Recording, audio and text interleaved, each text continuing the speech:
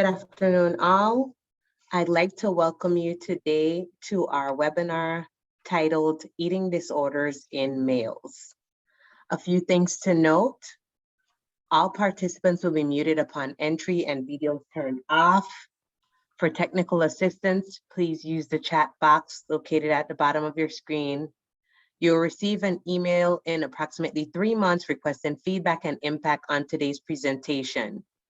For additional trainings, we ask that you visit our website within the NC Training Center at www.ncdus.org/training. We also would like to let you know that you will receive a copy of today's slides along with the evaluation immediately after this webinar has ended, and any additional references that have been shared by today's presenter. We will also have a 10-minute question and answer segment, if allowed, at the end of this presentation. Any unanswered questions will be sent via email within 1 week from today's date by the presenter. I'll go ahead and introduce today's presenter.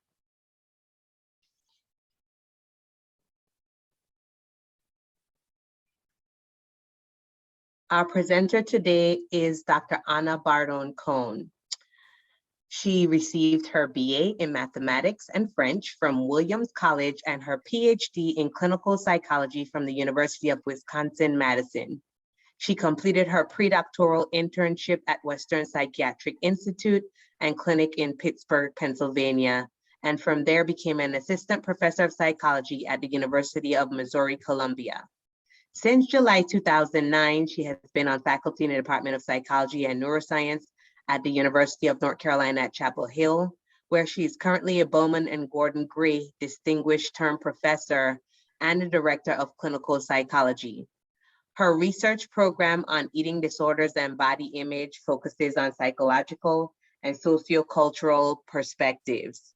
In particular, she has interests in perfectionism, self-concept, constructs, self-efficacy, self-esteem, contingent self-worth, social media, peers, and family. Two themes she has explored in the past couple of decades, often in conjunction with the psychological and sociocultural constructs listed above, are developing and testing a comprehensive definition of eating disordered recovery, and examining disordered eating and body image in diverse populations in terms of race, ethnicity, and gender. I will now turn things over to Dr. Anna Bardone-Cohn. Great, thank you, Lachelle. Appreciate that. Yeah, great to be here. Glad to see folks joining, and we will just dive in. All right, so my topic, eating disorders in males. Here's just a broad sense of the goals or objectives for today's talk. So we want to talk a little bit about rates of eating disorders in males. I want to share some comparisons in terms of clinical presentations for males and females with eating disorders, and then spend some time talking about the identification, assessing, and treatment of males with eating disorders and some barriers to that. And so this is sort of was my overview of the different topics we'll be covering. I think I'll just leave it at that. So this covers the goals and objectives, and also lets us talk about a few other things related to males and eating disorders. What I do want to say before going on is just I want to acknowledge the use of the term male here. So when I'm talking about research on males, it will really be cisgender males. So these are people who identify as male and were assigned male at birth. We know much less about males and eating disorders than we know about females, and we know much less about transgender males and eating disorders. So the literature really, what I'm pulling from is for cisgender males, but I want to acknowledge that we need more research both on cisgender and transgender males. And then also when I talk about eating disorders, I'll be focusing on anorexia, bulimia, binge eating disorder, OSFED, so other specified eating disorder. I won't be talking about ARFID, so I won't cover that in this particular presentation. All right, so starting out, who develops an eating disorder? So, what image comes to mind? I'm not a I'm not a gambler, but I would put money that almost all of you thought of a female. So there is the stereotype, right, of people with eating disorders being white, upper middle class, young female. So the female part is what, again, I think I bet all of you kind of popped into your head. Now, historically, so males with eating disorders are considered very, very rare. I mean, there are points where it's sort of like they don't exist. We know now that that is not true, and we'll be moving along to talk about that. But I want us, as we move through this presentation, to think about the implications of having such a female-centric perspective on eating disorders. Because there was a thought that only women could get eating disorders, our diagnostic framework was developed around the assumption that that was a female disorder. Our assessments, what we've developed as assessments, have been focused on females, and then treatments, the development of treatments and clinical trials, often men are not present or present in very few numbers. So there are really some significant consequences of having thought for so long that eating disorders is just not a male thing. So in the late 1970s and then 1980s, we were starting to see these reports of males in specialist eating disorder clinics. And then in 1990s, there was a more systematic approach and research to examining males with eating disorders. And what we saw there is that about 5 to 10% of cases in specialist eating disorder clinics were males. So that kind of explains, I think, the 10% rule of thumb that probably a lot of you have heard of. So the idea that the ratio is about 9 to 1, females to males with eating disorders. Now, note that this information was coming from specialist clinics, and men are less likely to seek treatment, and especially less likely to seek treatment for eating disorders. So I think we all knew this was an underestimate of what was really out there, but we weren't really sure kind of what the actual, the reality was. So more recently, there's been epidemiological data that gives a better sense of, gets us closer to the reality in terms of rates of eating disorders in males.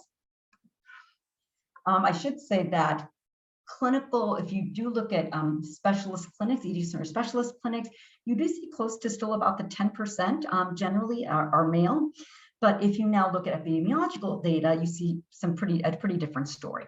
So of people who have anorexia nervosa or bulimia nervosa, about 25% are male. And when you look at kind of significant eating disorder behavior, so this could be things like extreme dieting and fasting and purging, about 33% of people kind of reporting those sorts of behaviors are male. And so our better new rule of thumb should probably be kind of close to a fourth and to a third of people with eating disorders are male. There is some evidence that the rates of eating disorders may be increasing more quickly for men than for women. There certainly has been documentation of just a huge increase in hospitalization. So for example, from 2010 to 2016, in a study in the UK, there was a 70% increase in admissions for men with eating disorders. Now, whenever you see those increased numbers, the question is, are there actually more of them, or they're just more being recognized? And usually the answer is a bit of both. So we definitely are seeing, again, these higher numbers. In terms of lifetime prevalence for males, the ordering I put here is just like, where do we see the highest lifetime prevalence, the lowest? So the highest is an OSFED or EDNOS, so this kind of called subclinical categories, not quite meeting criteria. And then next is binge eating disorder, next bulimia nervosa, and next anorexia nervosa. And I'll give you sort of a range of prevalence rates. And I think this is useful to know. For me, the big take-home message is the 25%, right? Like that's, when we think about people with eating disorders, a good quarter or more are male. So anyhow, in terms of lifetime prevalence rates for the OSFED EDNOS, less information on that, but there's some support for maybe about 4% of men in their lifetime will meet criteria for OSFED or EDNOS. EDNOS is the older form in DSM-4. In terms of binge eating disorder, a common range that is seen is 1 to 3%. So again, for men in their lifetime, 1 to 3% would develop binge eating disorder. Bulimia, the range seems to be about from 0.5 to 1.5%. And for anorexia, the range is often reported as between 0.1 and 0.3%. What's important to know is that, well, one thing that's important to know is that they're comparable levels of distress and impairment for males and females. So even though, more women still have eating disorders than males, they are equally distressed, generally equally kind of, quality of life impairments. And however, and this is a theme we'll keep returning to, men are less likely to get help and seek treatment. So similar levels of distress and impairment, but they're not getting the help at the same level. So what I'm going to do now is I'm going to go through and talk about anorexia, bulimia, and binge eating disorder. Just put up the diagnostic criteria from DSM-5, go through it pretty quickly, but then talk about some nuanced differences when we think about men or males. So anorexia nervosa is characterized by restricted dietary intake, and that results in a very low weight, intense fear of gaining weight or becoming fat, or behavior that interferes with weight gain when someone is at a low weight, and then disturbed body perception, self-evaluation overly due to weight or shape, or persistent lack of recognition of the seriousness of low weight. Now, most of you all know that the criteria, there's some changes in it, and the big change relevant to studying eating disorders in males is that in the DSM-4, there was a criterion related to amenorrhea. So there was a requirement that to meet criteria, you would have at least 3 months with an absent menstrual period. That's a great example of how a female-centric approach to eating disorders resulted in a diagnostic criterion only being relevant to females. That is not included in the DSM-5, and I think was just kind of ignored prior, but the fact that it was sort of there, kind of indoctrinated in the diagnostic framework, I think tells us a bit about how we've been thinking about eating disorders for quite a long time. All right, kind of unpacking this a little bit, a couple of comments I want to make in terms of that symptom picture in males. So men with anorexia, absolutely dietary restriction, but they may have a different motivation. Now, for some, it really might just be losing weight and a sense of control related to that. But for others, it's not so much thinness per se, than leanness. And we will be coming back to this when we talk about kind of what men might strive for in terms of a body ideal. So by kind of reducing your body fat, that can help increase the visibility of musculature. And so that might be really the motivation for dietary restraint, and maybe less common for women. Generally, there are lower levels of weight concern reported by men than women. And this is broadly, not just in the context of anorexia. The other thing for men and weight is that whereas for women, generally, there's a desire to be lower weight, generally. For men, it's kind of like you can be too heavy or too small. You can weigh too much or too little. And so often for men, again, this is stepping outside from anorexia per se, but there's this inverted U, and the higher end and the lower end of BMI is associated with a poor subjective well-being and more body dissatisfaction. There's generally similar levels of shape concern for men and women with anorexia and kind of broadly, but what parts of your body shape are a little different. So men tend to be more focused on like having broad shoulders and a narrow hips and waist. That captures what's called a mesomorph body type. And in terms of the stomach, there's an item on the eating disorder examination questionnaire about wanting a flat stomach. Well, men were more likely to say, I want a six-pack. Like, I don't really want a flat stomach. I want a super muscular toned stomach. And then excessive exercise. This is something that is a common feature, not only for anorexia, but for other eating disorders. And it's also just a common feature as part of maybe a potentially disordered eating presentation. This may be more central to anorexia for men than for women. Some evidence for that. Also some evidence that excessive exercise for men may be more functionally connected to affect regulation. And if that's the case, that should make it even harder for this to be a behavior that changes for men, because not only is it kind of getting them to where they want in terms of maybe their body and their musculature, but it does something for them in terms of affect regulation. So that poses additional challenges, I think, in working with men. Driven excessive exercise in population surveys are, show generally not too many gender differences. So they might have, one study looked at about 3 to 4% for both men and women. And there's some evidence that this might be elevated among youth. So kind of young men might especially be engaged in excessive exercise. All right, so then bulimia nervosa, so recurrent episodes of binge eating and inappropriate compensatory behaviors. Binge eating refers to eating an objectively large amount of food in a discrete period of time with a sense of loss of control. And then the compensatory behaviors are these behaviors try to undo or counter the binge. And these include things like purging behaviors like vomiting and laxative use and diuretics, and then also non-purging behaviors like fasting or excessive exercise. And then a couple comments here. So for binge, we talk about an objectively large amount. Well, what that looks like might differ from males. So men might have different perceptions of what counts as a large amount. I can tell you that in research, when we're trying to assess people with binge eating, there are guidelines that can be followed that say this is what constitutes large amount of like pizza or large amount of cookies, things like that. And we've had men say that doesn't feel like large to me, and assessors also say I don't know, for this guy I know that would not be a large amount. So that gets a little messy, a little kind of complicated. There is some evidence that men might be a little less distressed about binge eating than women, but there's a similar impairment of psychosocial functioning, even absent maybe slightly lower levels of distress.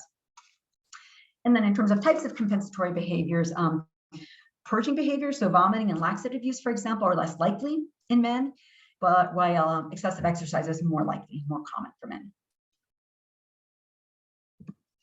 And then binge eating disorder. So this is looks like bulimia nervosa, but there has to be the absence of any regular compensatory behaviors.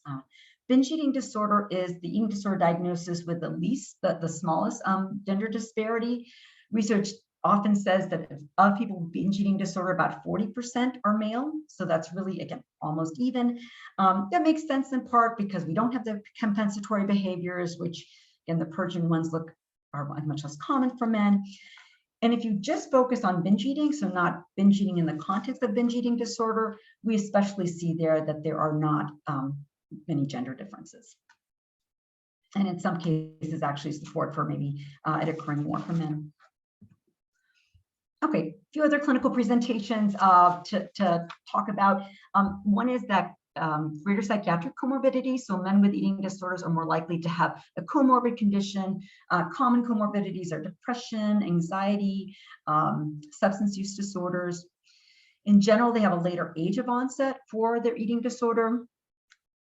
They tend to have a history of being overweight or obese. Some research indicates that 40% of males with eating disorders have this history of overweight or obesity. And not unrelated, they're more likely to have an experience of weight-related teasing.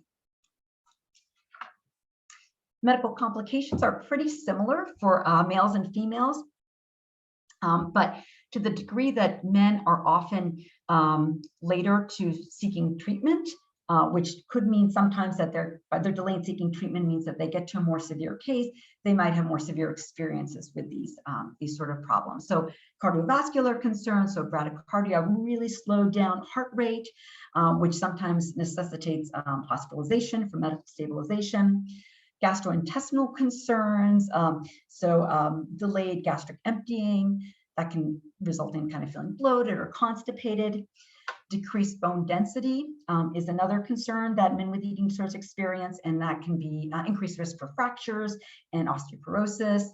And regarding bone density, that's another place where we see an interesting way where the female-centric approach kind of left men out of it a little bit. There had been some guidelines for the use of obtaining a DEXA scan for adolescents with anorexia to assess bone mineral content. And the guideline there was you would only use that when amenorrhea has been present for at least 6 months. Again, not relevant to males, but that was in the guidelines. And then there wasn't anything like, for males, is there a guideline?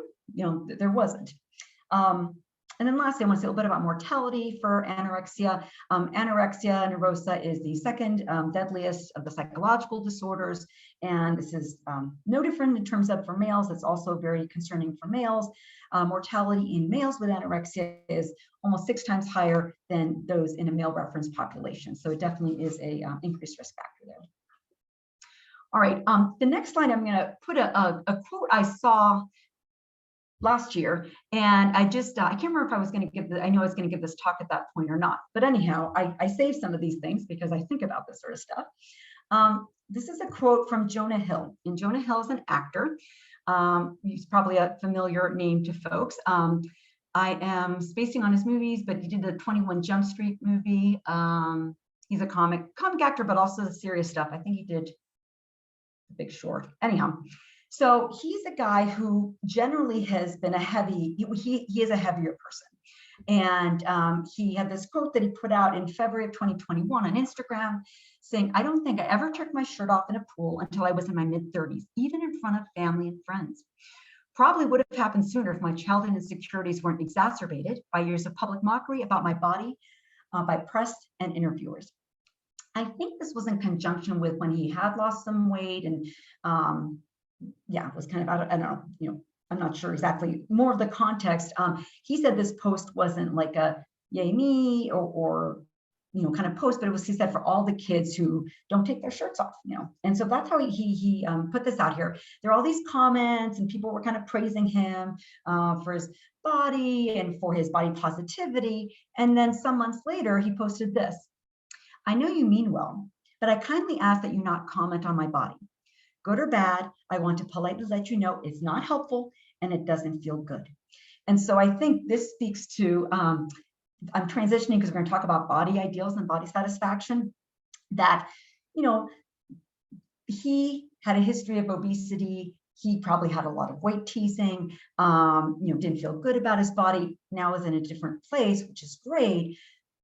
But then I think people were commenting on, "Oh, so great in body positivity." It's kind of like, let it be, right? Let's just not talk about the body. Let's just kind of be an actor and be a good human or whatever. I'm extrapolating a little bit here, but I think the point is well taken that that kind of probably for all of us, male and female, kind of having a reduced focus on the body is just better. I should be clear here. I'm in no way implying that Jonah Hill has or had an eating disorder. I have no idea. I'm only bringing this up because I want us to talk a little bit about body ideals and body dissatisfaction, and I thought it was a relevant quote. All right, so on that topic, body dissatisfaction is a robust predictor for eating disorder pathology in women, and we find that it also is very much present in men and very much a predictor of disordered eating. So if you look at studies, for example, of college-age men have found that rates of body dissatisfaction are quite high. Some ranges are like 68% to 96%, pretty consistently at least over 50%. So kind of thinking this is almost a normative experience for young men to be dissatisfied with their bodies. In terms of the weight part of body dissatisfaction, I referred to this before, it's kind of this inverted U. So kind of weighing too much or weighing too little is often a piece of the body dissatisfaction for males. And then muscularity, not being muscular enough, is a source of body dissatisfaction. In a twin study in Finland, they found that if you look at men who were ages 22 to 27, about a third of them said they were very dissatisfied with their musculature. And that's musculature generally, but especially upper body musculature. So the male body ideal really hits along these two themes: high muscularity, low in body fat. And it's that broad shoulders, narrow waist, hips body type that is especially seen as ideal. This lean muscular ideal is evident in a lot of places. We see it with male models, sports figures, action figures, video game characters. In terms of the male models, research has shown that across time, there's been an increase in the proportion of male models who are pictured without their shirts on. So, you know, able to really focus on how musculature, you know, how muscles, how their high musculature in their chest. So that's been a change that has happened. And so really boys and men are being exposed to these ideals. Here's some examples. If you just look at kind of, you know, male models, and you've got these like bare chested, like unreasonably, right, kind of musculature.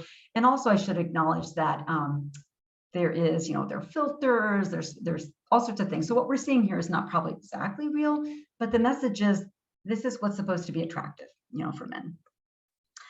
Here's an athlete, Cristiano Ronaldo, and then here's a video game character. So again, we're seeing a lot of muscle, right? That's kind of the main message there.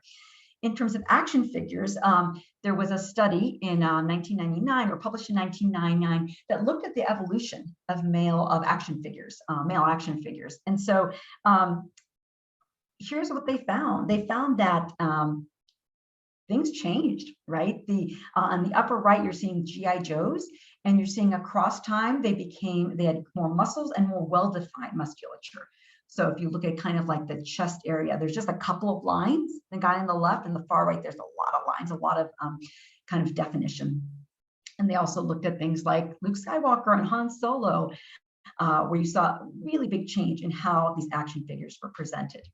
Another study published in 2006 did a slightly different approach, but they looked at also at action figures like, Batman and Spider-Man, and they found the same thing, just, big increase in musculature.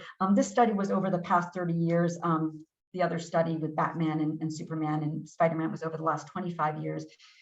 But what they found is if you scaled the dimensions of these action figures to like an average size man, they're either just impossible or only possible with steroids. And so again, the images we're seeing here are things that are not that realistic and super musculature. All right, so I want to elaborate a little bit on this and talk about kind of some of the implications. So appearance ideals are transmitted through social agents. And so we've already talked a little bit about media, but family, peers, romantic partners. And here's the way some of these things kind of happen. We know that perceived messages from parents and peers, predicted use of weight loss and muscle building strategies in adolescent males. There can also be modeling going on there, so that if you see a parent or a peer doing certain behaviors, you kind of buy into them and might do them as well. But you might also hear that you should build more muscle or you should kind of lose weight. So those messages are heard and acted upon by young males. Experimental studies have shown that brief exposure to the male body ideal in the media causes body dissatisfaction and negative affect. So that's been well established as well. A little bit more on perceived pressures. Media pressures seem to be especially consistently associated with body dissatisfaction for males. And this is even after controlling for their body mass index or how much they kind of buy into the athletic ideal or their experiences of weight-related teasing. So, I mention this because I think sometimes the thought is that, oh, media, we aren't affected by the media and men certainly aren't. Well, no, apparently they do have they can be affected by it, and it can be obviously very concerning. Appearance pressures contribute to internalization of body ideals. And what I mean by internalization is kind of buying into or endorsing social ideals as a personal standard. And so if you feel like, a pressure to look a certain way and to be more muscular, and you internalize that, you're saying like, I need to be more muscular, let's go, let me, take action. Pressures also contribute to appearance comparison. So comparing to others in terms of, body musculature, for example, which for most cases people will, if you look in the media, you'll say, well, I'm not as muscular, so then I'm body dissatisfied, and then you might engage in some behaviors to change that. Now, there are some moderators. So kind of to add a little complexity to this, we see that there's an increased risk for body dissatisfaction and disordered eating from social cultural messages like media and messages, especially for males who either strongly identify with those media figures or for those who have low self-esteem and negative affect. So for example, regarding the last point there, we find that males with low self-esteem who perceive appearance pressures, who feel like they do need to look a certain way, they are especially more likely to engage in behaviors to change their body compared to men or boys who have high self-esteem. So again, high self-esteem is low protective. Low self-esteem means more likely you might kind of take action based on social cultural messages you're getting. And the last point I want to make on this slide is that, guys are kind of in a bind here because they are seeing this increasingly unattainable ideal. They're having perceived pressure, certainly, that you should meet that ideal. And to do that, you would have to do something, because very few people look like those images that we saw. And yet males at the same time are not supposed to care too much about appearance. That's not a very masculine thing to really kind of buy into and take time and show that you care about what you look like. There's certainly exceptions to that. So the idea of kind of metrosexuals who would be very focused on grooming and appearance and such. But for most males, the message is more like, no, that's not like a male thing to do. And that might contribute to males kind of suffering in silence, because if you're not supposed to focus on what you look like, why would you reveal that you have body image concerns, to others? So I think men are kind of, again, in this bind of being sort of having to be mindful about this and take action and feel unconcerned if you don't care. All right, I'm going to switch gears to talk about something specific about body ideals and body dissatisfaction. That is muscularity. So, and I should say this to be clear, I'm going to talk about muscularity and drive for muscularity. Drive for thinness is definitely a piece of what males can experience, but the drive for muscularity has been understudied, and it's something that is very relevant to males. So we know that there are generally a great desire for muscularity. 90% of college-age American men say they want to be more muscular. In one study of college males, more than half of them identified as an ideal body, a body that you just could not get without steroids. We know that there is a very early age of preference for muscular bodies. As young as 6-year-olds are selecting that as the preferred ideal body. And in terms of engagement and behaviors that are motivated by these muscularity goals, research shows that more than 90% of adolescent males exercise mainly to increase musculature. There are a bunch of reasons to exercise. There's fitness, there's health, there's social reasons, there's lots of other reasons. But over 90% say like the main reason is I want to be more muscular. More than 2/3 of adolescent males alter their diet for greater muscularity, and up to 10% report using muscle enhancing substances, including things like anabolic steroids. And anabolic steroids provide swift changes to muscle mass, initially few side effects, but with long-term use, many concerning psychological and physical side effects, including depression, suicidal ideation. So this is what's kind of happening with muscularity in terms of there's an interest, there's a drive, there are behaviors occurring toward it. And so this term has been coined, Muscularity-Oriented Disorder Eating, or MODE. And this is trying to better capture males' experience beyond kind of what we usually think about for disordered eating. So muscularity-oriented disordered eating is two-dimensional. So one dimension is this drive for muscularity, so increase in muscle mass. How do you do that? Caloric surplus. So eat more beyond your kind of maintenance level. There's a focus on protein consumption, often very rigid rules. And there's a drive for leanness. So that's trying to reduce body adiposity, reduce body fat. And how do you do that? Caloric deficit, dietary restriction, eat less than your maintenance level. And the combination is important because you build the muscle mass, that gets you your musculature, and by then also striving for leanness, you're going to reduce your body fat, and as has been mentioned, that makes the musculature more visible. So this is sometimes called the bulk and cut cycle, these alternating eating patterns, and they're associated, this kind of eating pattern is associated with comparable levels of distress and dysfunction as weight control behaviors in women. And I should clarify that, that this disordered eating, or emphasize for this disordered eating, these are often really kind of rigid approaches and can cause a lot of impairment in terms of, for example, not going out to restaurants because you can't, assess the macronutrient content for something, or missing out on other things because of needing to exercise. So here's some sample behaviors in MODE, muscularity-oriented disorder eating. Just go through these quickly. The first main set are eating stuff, and the others I put in there, even though they're not eating per se. So overconsumption of protein-based foods, reducing fats and carbohydrates, rigid tracking of macronutrients. So they might be kind of recording it, like in a spreadsheet and measuring it. Frequent eating, so often like every 2 to 3 hours.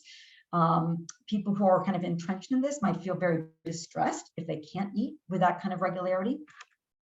Cheat meals, this would be part of that kind of the bulking up piece, but I just throw that out as a term that people use. So these could be really large meals, could be 1,000 calories, could be multiple thousands of calories. What's interesting, so it's objectively large, and that's something that we think about when we think about binges, but there may or may not be loss of control. But what's different is that these cheat meals, these large meals, are getting people closer to their goal. In this case, I want to put muscle mass on, so I'm going to eat this large amount of food. Whereas a binge in the context of bulimia nervosa is not, viewed that way. Blending ingredients for increased caloric intake, rigid exercise regimens, use of protein supplements, and use of steroids. There is a bunch of pro-muscularity content on the web. This could be websites and blogs. And the theme is that there's an advocacy for behaviors and attitudes related to extreme pursuit of muscularity. Common themes are rigid dietary rules. So for example, like you must have this amount of protein, or here's a formula to figure it out, stick to your diet plan. Rigid exercise rules, never miss a scheduled workout, come hell or high water. And messaging about the broad benefits of muscularity. So this quote from a content analysis: when in doubt, just get really, really strong. It tends to cure most problems in training and in life.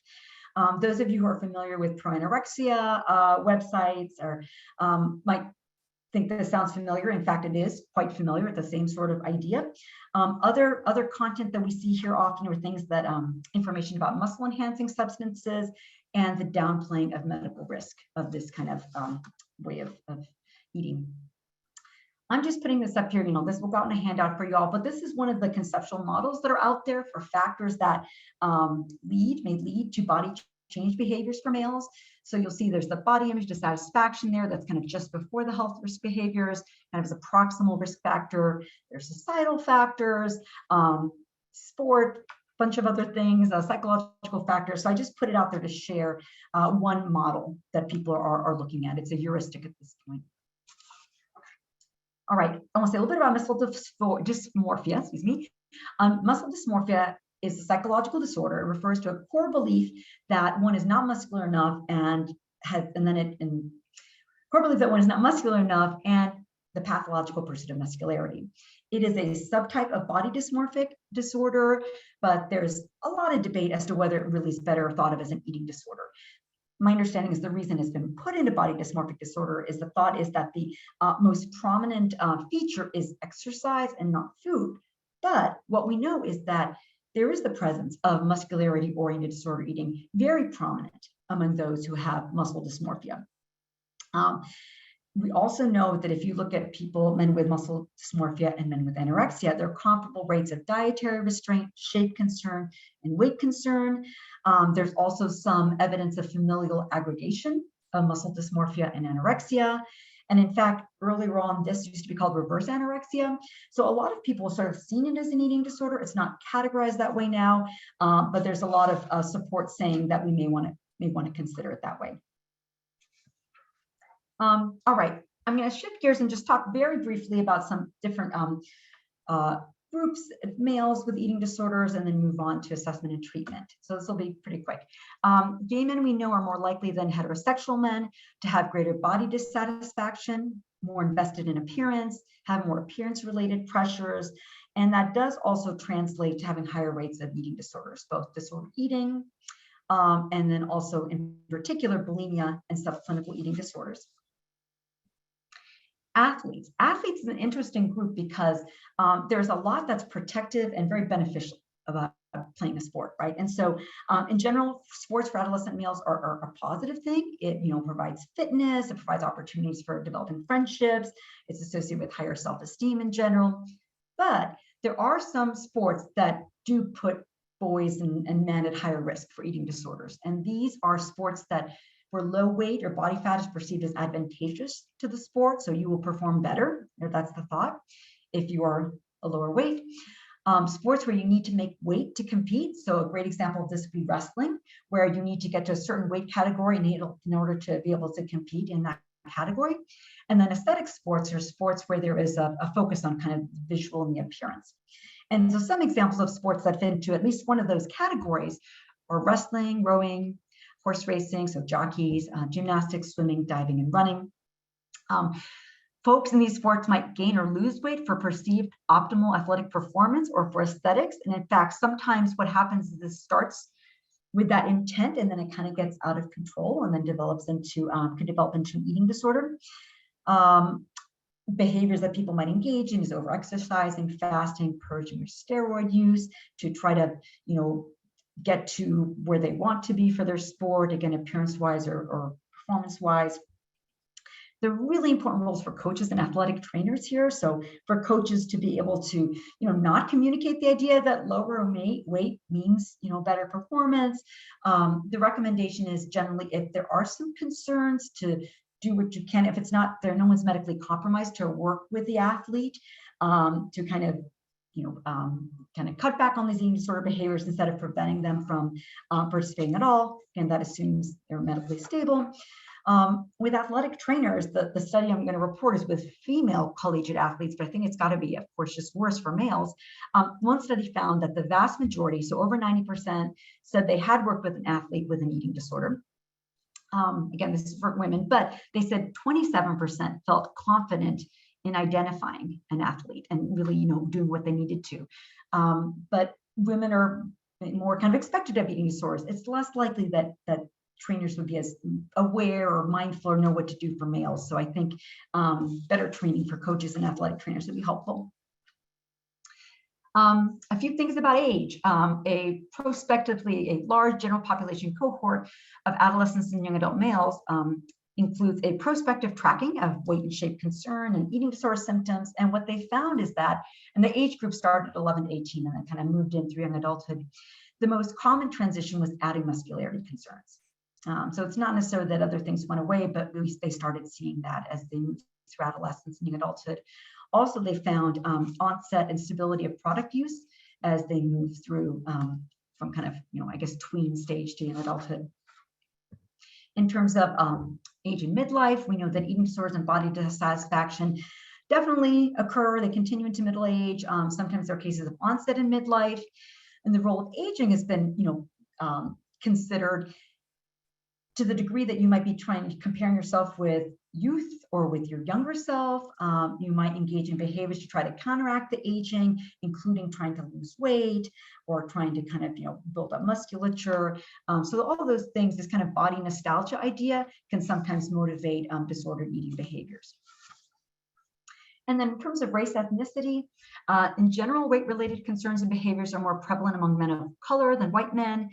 In a pooled data from nationally represented data set that looked at Latino, Asian, African-American, non-Latino white men, we found that basically similar rate of eating disorders. The exception they found was that Latino men tend to have higher rates of bulimia and binge eating than non-Latino white men. Also, basically the same functional impairment levels, except some evidence that maybe elevated levels for African-American men, and then lower prevalence of using mental health services for men of color with eating disorders. So even though they have comparable rates, basically, or maybe are worse off, they're less likely to actually use mental health services for help. All right, assessment. So the most often used assessments for eating disorders are not necessarily well suited for males. So for example, they sometimes focus on body parts that are less relevant to males, for example, hips and buttocks. They might focus on losing weight, not on gaining weight. They tend to not have questions about drive for muscularity, just drive for thinness, and they have generally no questions about steroids. So these current assessments are missing some men, and that also might contribute to the misconception that men don't have eating disorders, because we're not capturing them, because our assessment tools aren't the right tools. So we need to make sure we're assessing muscularity and body fat concerns, excessive exercise, and uses of supplements and steroids. These are just a few measures. I'm just going to have them again. You can reference them, but there is a Drive for Muscularity scale developed in 2004 that starts addressing this musculature, use of protein shakes in this case and supplements. More recently, the Muscularity-Oriented Eating test. That also kind of like, again, macronutrients, caring about that. kind of the supplement piece and kind of different ways of eating and following food rules to make sure you eat enough. And then there's the Eating for Muscularity scale. This is not its complete version. The others are their complete version. This is a 27-item scale. I want to share this as well. This also is a recent measure that, again, is really, I think, answering the call, right, about doing better by men in terms of assessment. All right, in terms of treatment, treatment outcome data, studies that have looked at kind of gender non-specific treatment programs like CBT models involving group therapy and individual therapy. When they look at inpatient treatment for anorexia, like immediate treatment, don't seem to be gender differences. Studies that have looked at long-term outcomes, so 6 to 8 years, the remission rates there you see are pretty comparable. They're not significantly different. Of note, remission is defined as not having an eating disorder, so not having anorexia, bulimia, binge eating disorder, OSFED, but it doesn't say anything beyond that, which I'll talk about a little bit when I say briefly something about recovery. In general, our pattern of findings say that there's similar outcomes to treatment for males and females. The caveat certainly is that there's minimal research, so we need to kind of look more into this and also consider, for example, is there different patterns in terms of dropouts? So more needs to be done, but as of now, seems like they're pretty similar outcomes. So there's been a question about gender-specific treatment. Should that be a thing? Should we really kind of focus on kind of a male gender treatment? And there's a qualitative study that looked at this question. It looked at men who had been treated for an eating disorder. The most supported theme was this one.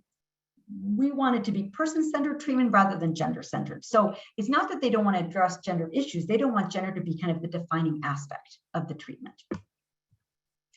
Another theme was the problems with the treatment environment, pointing out that certainly in inpatient settings, very female-dominated setting, they often kind of felt like the odd one out.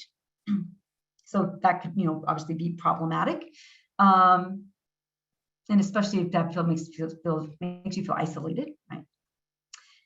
And another theme was adapting treatment, not doing fundamental change. And so they provided the authors kind of identified 3 main areas for adaptations: treatment materials. And so their point was, integrate us into kind of the materials there. Don't have like a separate section. Okay, and here are men with eating disorders. No, integrate depictions of men in treatment materials, and don't make it seem like, again, you're kind of a separate sort of odd one out sort of situation. In terms of treatment groups, there was more mixed feelings about that. Some people thought male only would be a good option. Some men thought that would be great. I would like that. I could talk about certain things that I don't, about like bulking and cutting weight. And then others said, I would not want that. I would not want to talk with just a male group, or I really prefer the varied opinions that I get in a mixed group. So mixed thoughts there. And also, should there be male clinicians? There wasn't any sense that there needed to be male clinicians, but there was mixed in terms of like, what should that be an option? The participants in this study had all had female clinicians. They did not report that gender was a factor, but they do think that kind of normalizing, have more of a male presence in the treatment space would be good.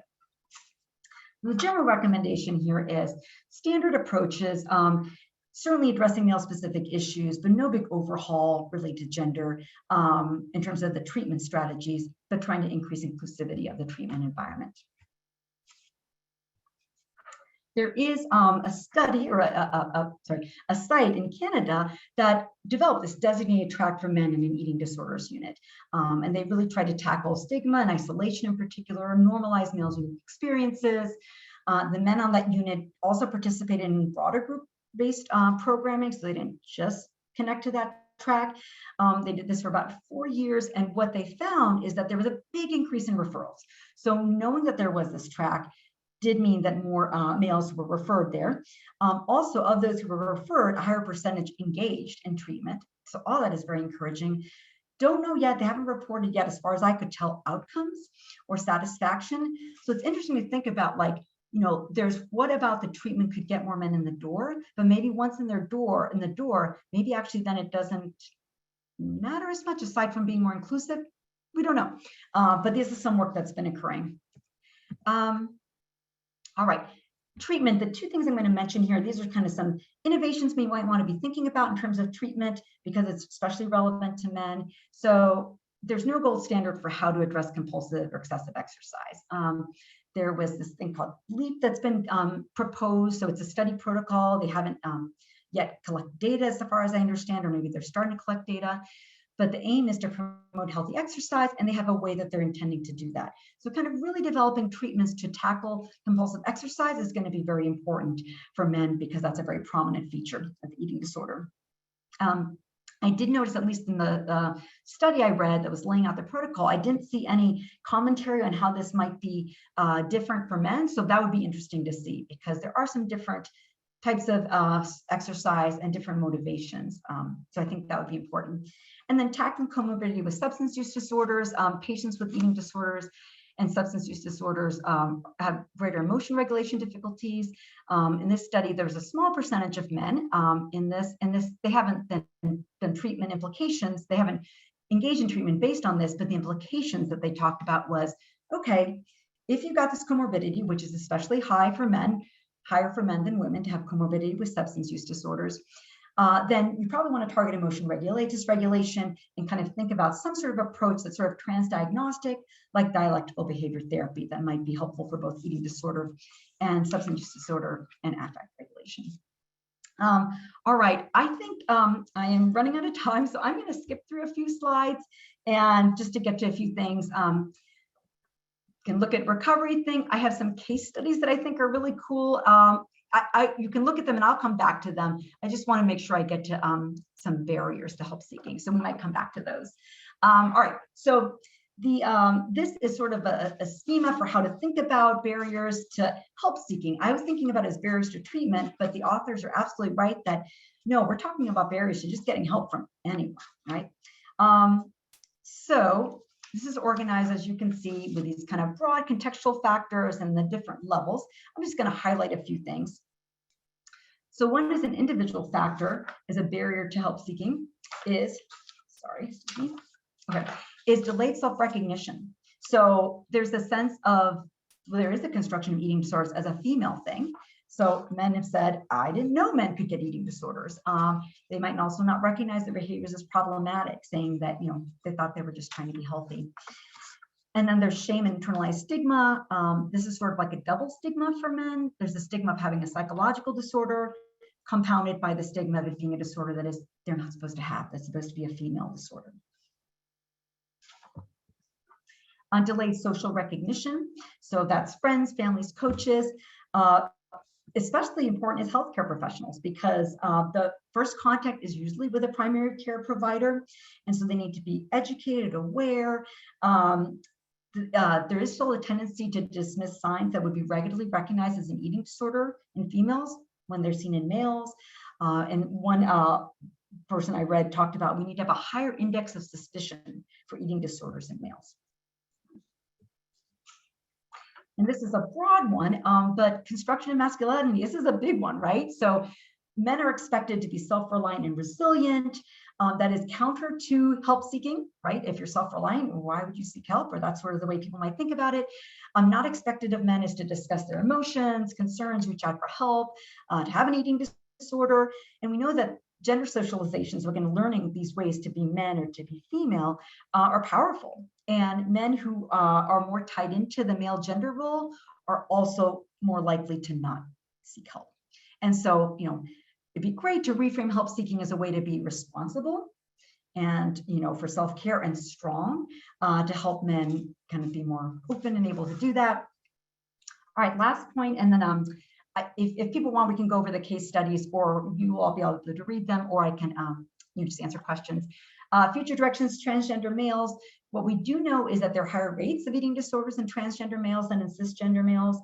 And in some eating disorders, some eating disorder symptoms can really be gender confirming. So for example, a transgender boy, severe food restriction can help stave off menstruation, which would be consistent with a transition to male gender identity. We need more research on patterns of disordered eating that focus on muscularity, including more inclusive assessments. You saw some assessments coming down the pike, which is great. We need to include more inclusion of males in eating disorder research, just in general, and we need them in more epidemiological studies, because we know that men are less likely to get treatment. So clinical studies are helpful, but we need to look at kind of a bigger picture. This suggests needing maybe multi-site studies to kind of capture men. We also definitely need them more in treatment outcome research and in prevention research. We need increased awareness of healthcare professionals of eating disorders. Again, don't overlook the signs. We need some myth busting, gender nuanced psychoed to reduce stigma and isolation. So coming to this talk and spreading the word can be part of the myth busting. NEDA, National Eating Disorder Association, has done a job of kind of like talking about males and images of males kind of on their website. And then a cultural change, which I know is huge, but can we more promote a culture where men can be vulnerable, where they can disclose their problems and where they can seek help? All right, I know I want to allow some time for questions. If people do want to go over some case studies instead, that's fine too. But I have a bunch of references or folks who are interested. And then at the end, also some videos or other resources that may be of interest. All right, thanks. Thank you so much, Dr. Bardone-Cohn. I'll go ahead and start to address some of the questions that we have. As a reminder, you will receive the full deck of slides once we've ended the webinar, and you will also receive an evaluation asking you to fill that out for us. So the first question says, has the military population been studied? I worked with multiple males that had eating disorder behaviors as a clinician for the Army.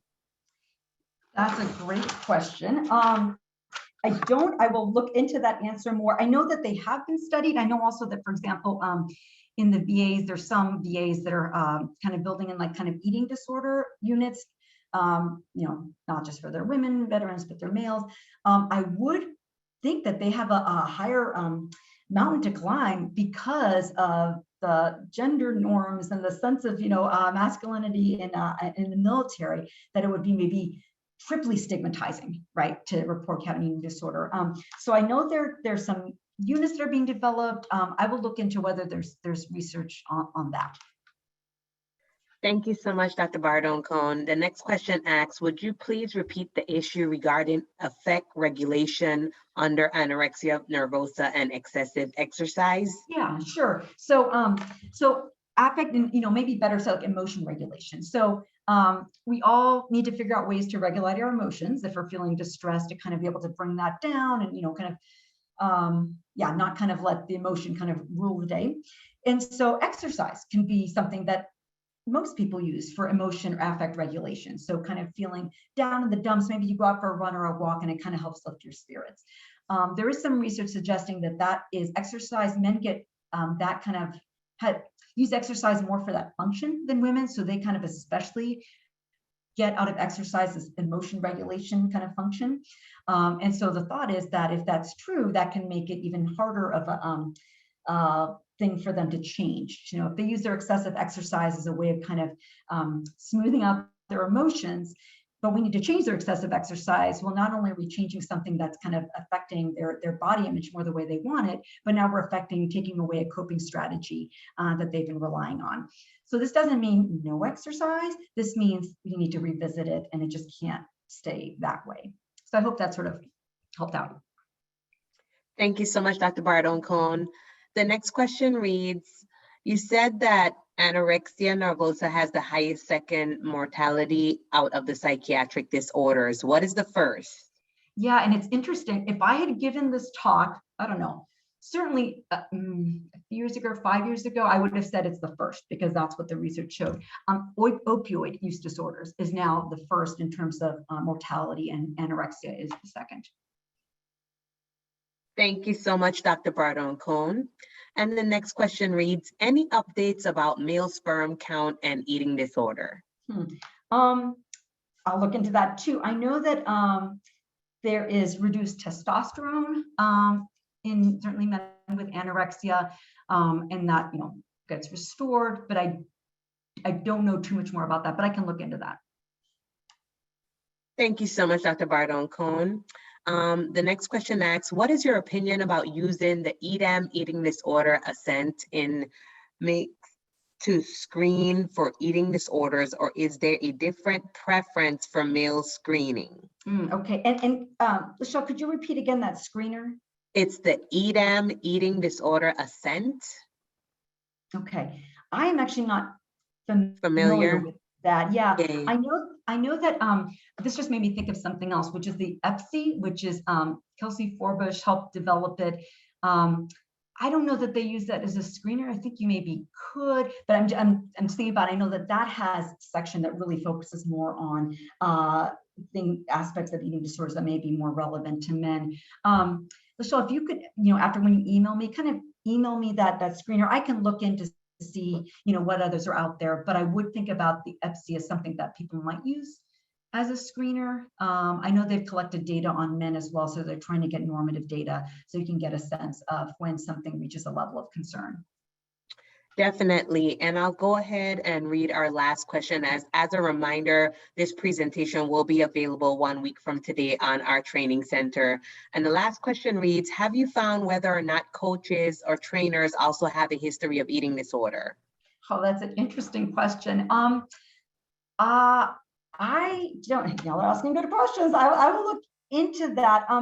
I think that, yeah, I'm not sure. I mean, to the degree that they were athletes themselves and athletes in the sport that they're training, that they're coaching in, and it's a kind of a high risk sport, then you might find that they're kind of at an elevated level in terms of a history potentially, probably not as elevated as the athletes, because I'm thinking about kind of, they were able to move on and kind of presumably hold this position and be higher functioning and such. So maybe they're not super higher rates of that, but I would think that there'd be kind of slightly more elevated rates than, say, like, so for example, a wrestling coach, I would imagine, would have a higher rate of a likelihood of having eating disorder history than a social studies teacher at that school, given same age and both being male. So I think there probably would be a higher rate. I don't know how extreme that is, but that's an interesting point in terms of like how that can sort of be good and bad. So I think the good is if it aids with recognition, and if the coach really is fully recovered and is supportive of their athletes, and that could be really good. If they're not fully recovered and they kind of think like, well, I got through it, or I can still function, then there might be some problems in terms of pushing athletes to kind of engage in behaviors or try to make weight, and that's not very healthy. So I could see that going in a couple of directions, maybe especially related to the state of recovery of the coach. But yeah, great question. Thank you so much again, Dr. Bardone-Cohn. We have a few questions left that were unanswered. I will be sure to get these to Dr. Bardone-Cohn, and those that she said that she will research, she will get those responses to you within a week from today. Thank you all once again for joining today's webinar. Thank you once again, Dr. Anna Bardone-Cohn, for providing such great information. I'll let you go ahead and say any last tidbits before we conclude the presentation. Sure, Lachelle, thank you. No, it was a pleasure. It was, I want to say, I regret not being able to do the case studies. I didn't do the timing quite right, but I really encourage you to look at those. I think they have some really useful information about kind of what we see for adolescent males in terms of kind of how obesity, premorbid obesity could eventually lead to kind of anorexic type presentation or atypical anorexia, or kind of how there can be shifts to muscularity-oriented disordered eating. So I did put the citation there. There's all the references, but I did indicate which article in particular that case study came from, so you can look at it, pull it up from the references and read it in full. But yeah, my pleasure, and I look forward to diving into the additional questions. Thank you so much, everyone. Have a great weekend. Thank you. Bye.